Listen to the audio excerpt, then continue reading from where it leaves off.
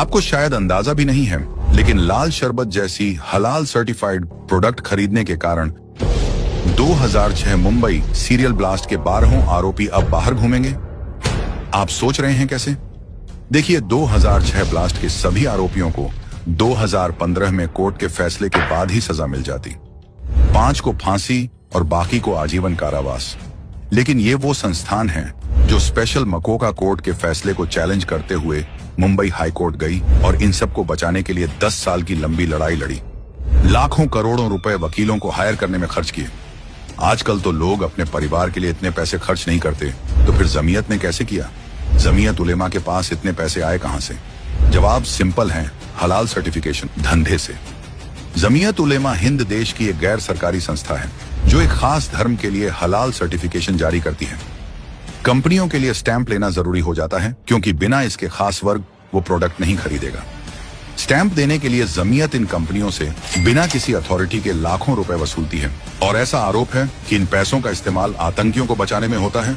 2006 Mumbai blast के आरोपी ही नहीं, बल्कि देश में हुए कई बम ब्लास्ट के आरोपियों को जमीयत ने लीगल सहायता दी है।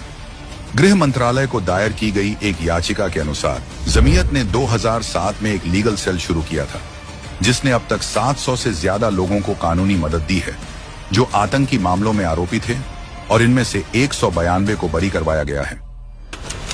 इनमें 7/11 Mumbai train blast, Malegaon blast, Ahmedabad blast, Varanasi blast, Aurangabad हथियार मामला, जर्मन बेकरी बम धमाका, 26 नवंबर के आरोपी जाबिउद्दीन का केस, साजिश केस और जामा धमाका जैसे तमाम खतरनाक मामले शामिल हैं।